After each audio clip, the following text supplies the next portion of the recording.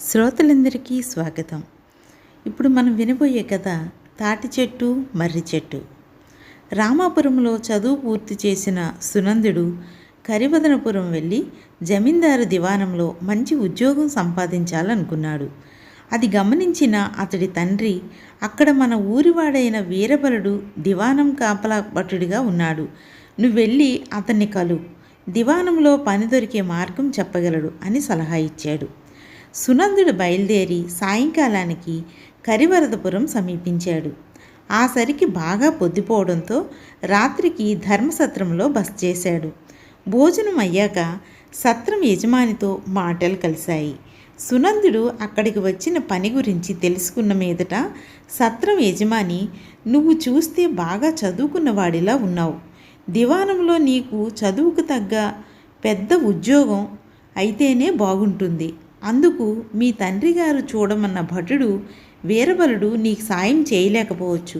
జమీందారు ప్రధాన సలహాదారులలో ఒకడైన శంకరదత్తుడు కూడా మీ ఊరివాడే. ఈ విషయం మీ తండ్రి మర్చిపోయినట్లున్నారు. నువ్వు మొదట శంకరదత్తుణ్ణి కలు, నీ పని సానుకూలమవుతుంది అని చెప్పాడు. సునందుడికి సత్రం యజమాని మాటలు బాగా నచ్చాయి.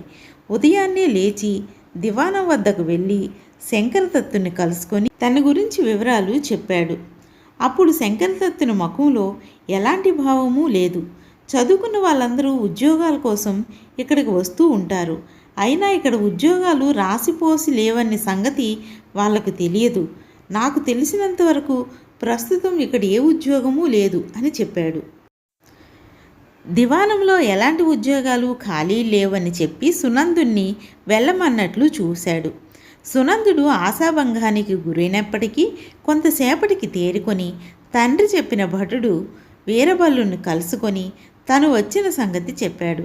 వీరబలుడు అమిత ఆనందముతో, తన ఊరు వదిలి ఎన్నో ఏళ్ళు అయింది, నిన్ను చూస్తుంటే మన ఊరిని చూస్తూ ఉన్నట్టుంది అంటూ ఊరు గురించి ఊళ్ళో వాళ్ళ గురించి వివరాలు అడిగి తెలుసుకున్నాడు. ఆ తర్వాత, నువ్వు బాగా చదువుకున్నవాడివి, నీకు తగిన ఉద్యోగం నేను చూసి పెట్టలేనేమో కానీ అయినా మొదటే పెద్ద ఉద్యోగం దొరక్కపోవచ్చు, దొరికిన చిన్న ఉద్యోగంలో చేరి ఆ తరువాత ఉన్నతికి ప్రయత్నించవచ్చు. కోశాధికారి ఖజానాకు రక్షణ పెంచవలసిన అవసరము ఉందని చెబుతూ ఉండగా విన్నాను. నీకు అభ్యంతరం లేకపోతే కాపలా భటుడి ఉద్యోగంలో చేరుకోమని నీ గురించి ఆ కోశాధికారితో చెబుతాను అన్నాడు. సునందుడు అయిష్టంగానే అందుకు సరే అన్నాడు. వీరబలుడు కోశాధికారితో మాట్లాడి సునందుడికి ఖజానా కాపలా భటుడి ఉద్యోగం ఇప్పించాడు. ఆ ఉద్యోగంలో చేరి కష్టపడి పనిచేసే స్వభావం గల సునందుడు త్వరలోనే మంచి పేరు తెచ్చుకున్నాడు. ఒకనాడు అర్ధరాత్రి దాటిన ఖజానా లెక్కలు తెమలలేదు. అధికారి తలపట్టుకొని కూర్చున్నాడు. చాలాసేపు దానిని గమనించిన సునందుడు ధైర్యం చేసి, అయ్యా, మీరేమీ అనుకోకపోతే నేను ఒకసారి ఆ లెక్కలు చూస్తాను అన్నాడు ఎంతో వినయంగా. ఈ లెక్కలు నీకేం తెలుస్తాయి అన్నాడు అధికారి చులకనగా. అయ్యా, నేను గణితం చక్కగా నేర్చాను, ఒకసారి ప్రయత్నించి చూస్తాను అన్నాడు. అతడి మాటల్లో నమ్మకం కుదిరి లెక్కల పుస్తకాన్ని అతడి చేతికిచ్చాడు. అధికారి సునందుడు అతి చాకచక్యంగా కొద్దిసేపటిలోనే లెక్కల్ని తేల్చి చెప్పాడు. అప్పుడు ఎంతగానో మెచ్చుకున్నాడు. జమీందారు గారితో ఆ అధికారి అంతకు ముందే 1-2 సార్లు చెప్పి ఉన్నాడు. అందుకు జమీందారు, సరే, తగిన వాణ్ణి చూడు, నీకు సహాయకుడిగా నియమిస్తాను అని చెప్పి ఉన్నాడు. ఇప్పుడు అధికారి జమీందారుకు సునందుడి విషయం చెప్పి ఆయన అనుమతి పొంది అతన్ని సహాయకుడిగా నియమించుకున్నాడు.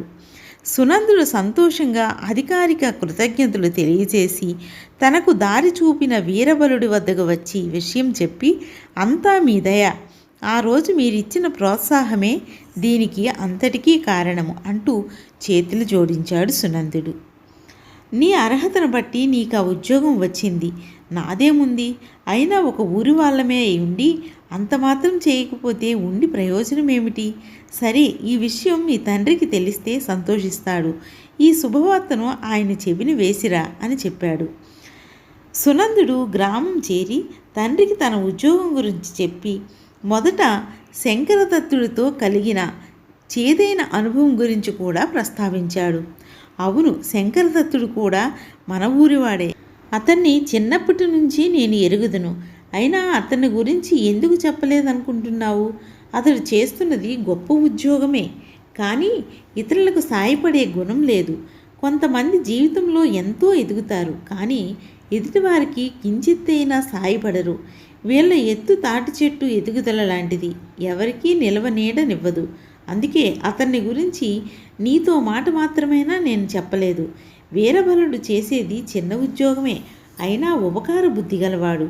అతడు నీడనిచ్చే మర్రి చెట్టు లాంటివాడు. అందుకే నిన్ను అతన్ని చూడమన్నాను. నువ్వు కూడా వీరబలుణ్ణి ఆదర్శంగా తీసుకొని ఇతరులకు చేతనైన సాయం చేస్తూ ఉండు అన్నాడు తండ్రి చిన్నగా నవ్వుతూ. తండ్రి లోకజ్ఞానానికి సునందుడు ఆశ్చర్యపోయాడు. బాగుంది కదండి కదా. తాటి చెట్టు, మర్రి చెట్టు.